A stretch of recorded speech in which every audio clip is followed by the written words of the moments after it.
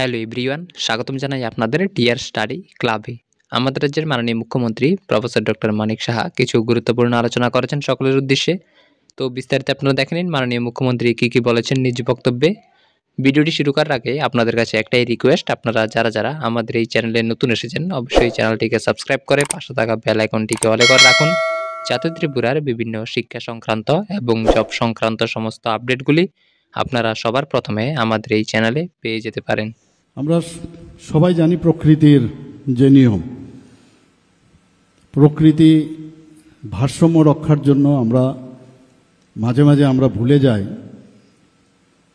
যে একজন আরেকজনের আমরা কাজে আসতে পারি। গাছ ছাড়া যেমন প্রাণী বাঁচতে পারে না, আবার প্রাণীদের মধ্যে এক প্রাণী ছাড়া বাঁচতে পারে না। এটা কিন্তু আমরা ভুলে যাই বলে মাননীয় প্রধানমন্ত্রীজি, আমি দেখেছি যে ওনার যে স্লোগান সব ক্ষেত্রে কিন্তু সেটাকে আমরা ব্যবহার করতে পারি, যে সবকা সাথ সবকা বিকাশ অ্যান্ড বিশ্বাস আর তার প্রয়াস। এখানে কিন্তু আজকেও এই হসপিটালে আমি যখন ঢোকার পরে সেখানে আমরা আলট্রাসোনোগ্রাফি থেকে আরম্ভ করে এবং অন্যান্য যে স্ক্যান মেশিন থেকে আরম্ভ করে অনেক কিছু দেখলাম সেখানে। কোনো অবস্থায় এটা মেডিকেল কলেজের যে কোনো হসপিটালের সাথে আমরা বলবো না যে এটা ডিফারেন্ট কিছু আছে।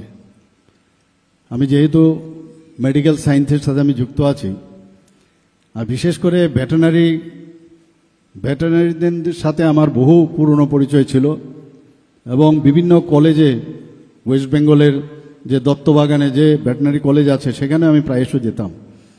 পাটনাতেও আমাদের যে এটা বেশ বড় ভেটেরিনারি কলেজ সেখানে আছে, সেখানেও আমি নিয়মিত যেতাম। তো এই যে ব্যবস্থা এবং যেটা আমাদের মাননীয় মন্ত্রী বলেছেন যে ভেটেরিনারি সায়েন্স কিন্তু হিউম্যান সায়েন্সের থেকেও একটু আমি বলবো খুবই কমপ্লিকেটেড। হিউম্যান বিইং তো একটা ওয়ান পিস, ভেটেরিনারিতে বিভিন্ন ধরনের তাদের যে সার্জিক্যাল অ্যানাটমি থেকে আরম্ভ করে বিভিন্ন অ্যানাটমি এক একজনের কিন্তু আলাদা আলাদা। তো পড়াশোনা প্রচুর পরিমাণে করতে হয়।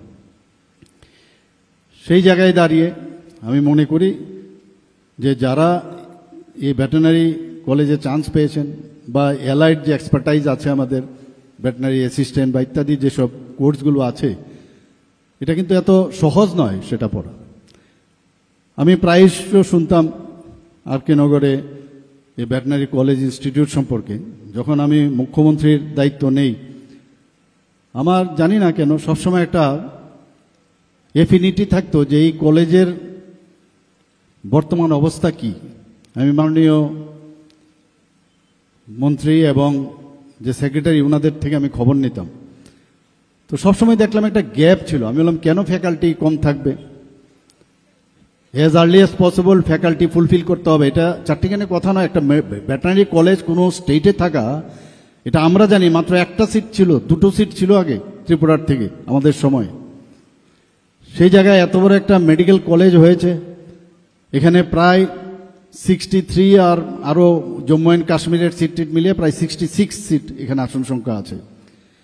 85% তো আমাদের যে জয়েন্ট এন্ট্রান্স দিয়ে তারা আসেন, বাকিগুলো বিভিন্ন প্রদেশ এবং জম্মু অ্যান্ড কাশ্মীর মিলে প্রায় 66 আসন। তো এখানে আমরা কেন এই কলেজের, আমি যদিও প্রথমবার এসেছি, কিন্তু আমি ওই এটা আসার পরে সবসময় একটা ডিফারেন্স আমি দেখতে চাই যে অন্যান্য যে ভেটেরিনারি কলেজগুলো আছে তার থেকে কতটুকু আমরা এগিয়ে এসেছি। আমরা লাইফ স্টক সম্পর্কে আমরা জানি যে ভারতবর্ষ এখন সারা পৃথিবীর মধ্যে লাইফ স্টকে কিন্তু একটা বৃহৎ অংশের দাবিদার। তো লাইফ স্টকের সাথে মানব জীবনের যে উন্নয়ন, বিশেষ করে গ্রামীণ এলাকা, সেই জায়গার উন্নয়নের সাথে সরাসরি যুক্ত রয়েছে। আমার পূর্ববর্তী বক্তারা এই বিষয়ে আলোচনা রেখেছেন।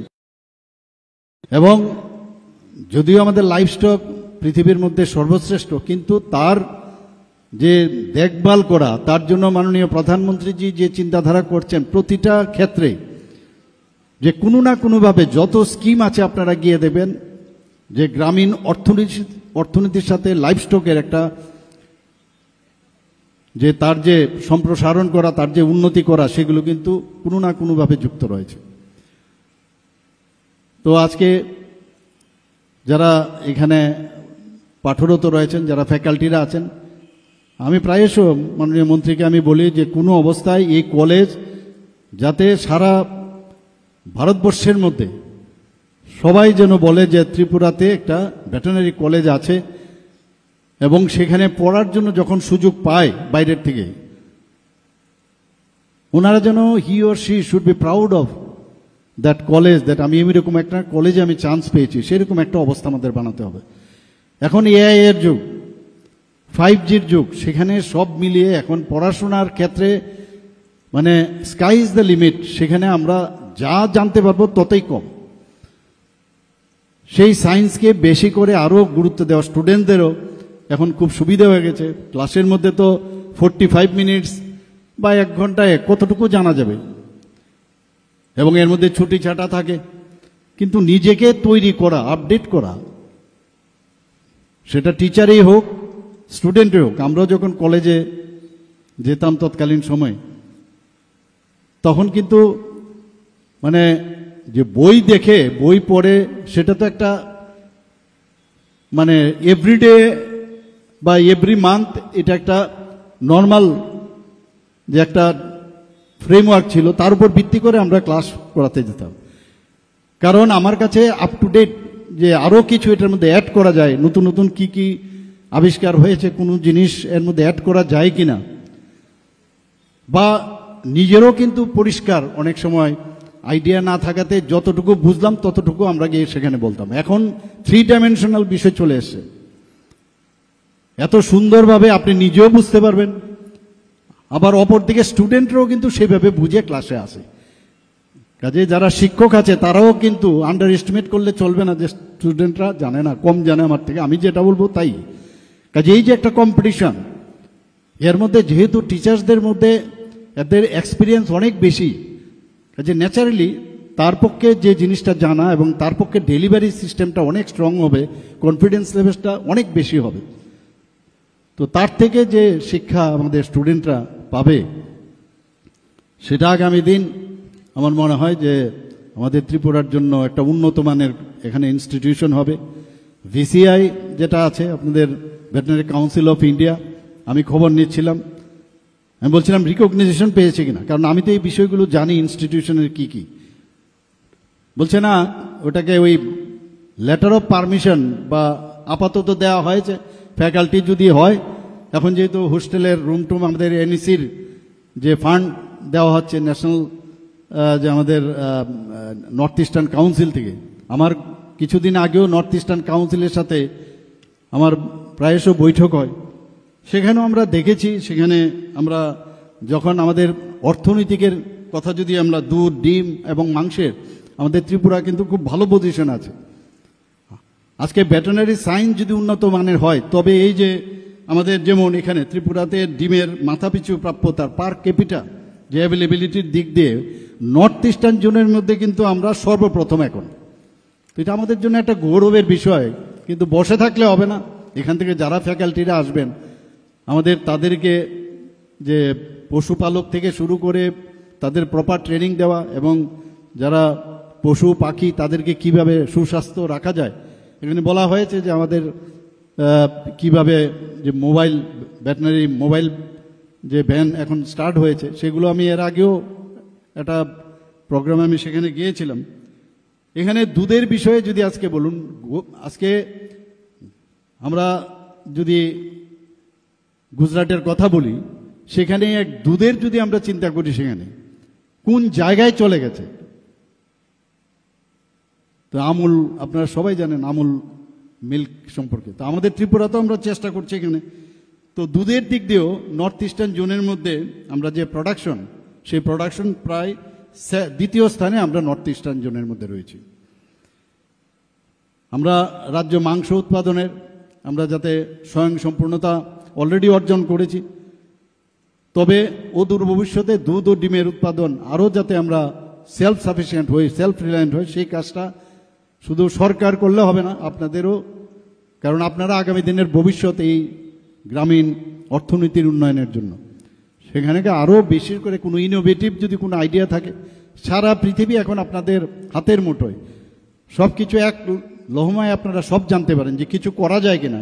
টিচার যারা আছে তাদের সাথে আপনারা কথা বলতে পারেন। আপনাদের এই যে আজকের যে অনুষ্ঠান হলো, সেই রকম যদি আপনারা সায়েন্টিফিক কোনো সেমিনারের মাধ্যমে বা আপনারা কি কি করছেন, এখানে আমি শুনলাম একটা খামারও আছে, বেশ বড় একটা খামার, সেখান থেকে আপনারা যে প্র্যাকটিক্যাল যে নলেজ আপনারা সেটা নেন, আরও কিছু করা যায় কিনা সেই বিষয়ে আপনারা নিশ্চয়ই আগামী দিন আমার চিন্তা করবেন। আমাদের সমবায়কেও এর সাথে যুক্ত করেছি। তো সমবায়ে তো প্রায় 9 লক্ষ মানুষ এর সাথে ডাইরেক্ট ও ইনডাইরেক্ট ওয়েতে যুক্ত রয়েছে। আজকে আমাদের যখনই কোনো কথা হয় যে প্রোটিন আমাদের প্রচণ্ড প্রয়োজন, তো একমাত্র প্রোটিনের উৎপাদন একমাত্র আপনারাই বেশি করে, আপনাদের যে অভিজ্ঞতা তার নিরিখে আগামী দিন ত্রিপুরা রাজ্যের প্রোটিনের যে বেশি করে উৎপাদন সেটা আপনাদের পক্ষেই সেটা সম্ভব হবে।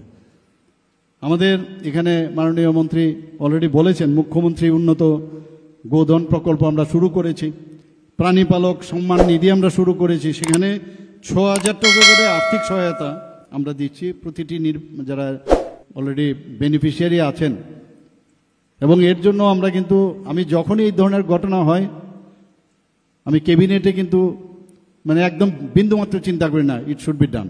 এতে করে 2023-24 এবং 2024-25 সালে প্রায় 800-এর উপরে, 8,000-এর উপরে পরিবার এতে লাভ হয়েছে এবং তাদেরকে 6,000 টাকা করে আমরা প্রতি বছর আর্থিক সহায়তা করছি। ভ্রাম্যমাণ পশু চিকিৎসা ইউনিট, যেটা আমি একটু আগে বললাম, এখন যারা প্রাণীরা আছেন তাদেরও তো বাঁচতে হবে, তাদের জন্য যে খাদ্য, তার জন্য সবুজ প্রাণী খাদ্য উন্নয়ন প্রকল্প আমরা সেটা শুরু করেছি। এর মধ্যে 286 হেক্টর জমিতে আমরা সবুজ প্রাণী খাদ্য চাষ করা হচ্ছে। মুখ্যমন্ত্রী প্রাণী সম্পদ বিকাশ যোজনায় হাঁস মুরগি যাতে পালন একটা প্রকল্প আমরা শুরু করেছি, তাতে করে হাঁস এবং মুরগির ছানা ইত্যাদি বিতরণ করা আমরা বহু জায়গায় আমরা করছি। ন্যাশনাল প্রোগ্রাম ফর ডেভেলপমেন্ট প্রকল্প একটা, সেটা 15ই মে 2025 বামুটিয়াতে আপনারা নিশ্চয়ই খবর পেয়েছেন, প্রায় 40,000 লিটার ক্ষমতা সম্পন্ন দুগ্ধ প্রক্রিয়াকরণ ও দুগ্ধজাত দ্রব্য উৎপাদন কেন্দ্রের উদ্বোধন করা হয়। এখানে যে মিনি মোবাইল ভেটেরিনারি ইউনিট চালু করা হয়েছে, এর মধ্যে আরও 25-26 যে আমাদের ফাইন্যান্সিয়াল ইয়ার আমরা বাজেটে রেখেছি 4,50 লক্ষ টাকার জন্য বরাদ্দ করা হয়েছে, এবং যাতে করে আগামী দিনে আরও 55 নতুন মিনি মোবাইল যে ইউনিট সেটা চালু করা যায়।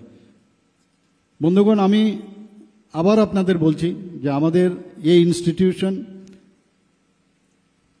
এমন একটা ইনস্টিটিউট হোক, সেটা সারা ভারতবর্ষের না সারা পৃথিবীর মধ্যে, যাতে একটা সত্যিকারের অর্থেই এখানে একটা ইনস্টিটিউশন সবাই জানে। পাশাপাশি আপনারা দেখুন, আমরা এখানে সিজা হসপিটাল, এখানে আমি আসার জন্য এখানে খুব বেশি লোক তো চলাফেরা করে না, কিন্তু এখানে সিজা হসপিটাল, এখানে আমি 5 তারিখ সম্ভব সেখানে আমি ভূমি পূজন করতে যাচ্ছি।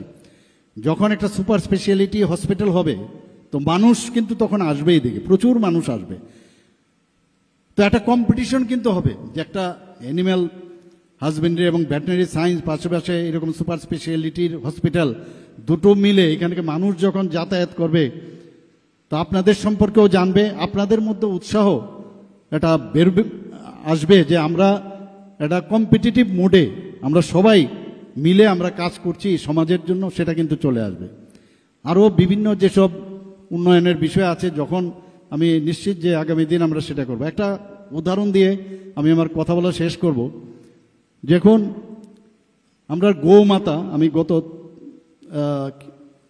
10-15 দিন আগে আমি তেলিয়ামোড়াতে গিয়েছিলাম, একটা গৌমাতা, সেখানে যে আমরা যে একজন আরেকজনের জন্য একটা গৌমাতা একটা ল্যাট্রিনের মধ্যে পড়ে গিয়েছিল, পুরনো অখাদ্য একটা অবস্থা, বিশ্রী অবস্থা, সেই জায়গার মধ্যে এই গৌমাতা পড়েছিল। আমাদের যারা ওখানে ভলেন্টিয়াররা আছেন তারা এবং ওখানকার স্থানীয় যারা ছেলেরা আছেন তারা সেখানে সেই ট্যাঙ্কির ভিতর ঢুকে তাকে উদ্ধার করেছে, এবং উদ্ধার করার পরে দেখা গেল যে কয়েকজন অসুস্থ হয়েছেন কিছু লোক, তাদেরকে হাসপাতালে ভর্তি করা হয়েছে। তো এই যে একটা একজন আরেকজনের জন্য, এটা কিন্তু আমি আজকে এখানে আসার পর আমি ভাবছিলাম যে এটা এর থেকে প্রকৃত উদাহরণ আর কিচ্ছু হতে পারে না, এবং তারা এখন সুস্থ আছে, ভালো আছে। তো আমরা আজকে একজন আরেকজনের তরে এই কথাটা আমি বলবো, এবং সবাই যেন এই ভেটেরিনারি কলেজের যাতে আরও বেটার হয়, বেটার থেকে বেটার হয়, আপনারা সবাই মিলে আমরা চেষ্টা করব। সরকারের তরফ থেকে করবে, কিন্তু আপনারাও আপনার চেষ্টা করবেন। সবাইকে আজকের এই 17তম প্রতিষ্ঠা দিবস উদযাপন উপলক্ষে হার্দিক অভিনন্দন, শুভেচ্ছা জানিয়ে আমার কথা বলা শেষ করছি। নমস্কার, জয় হিন্দ।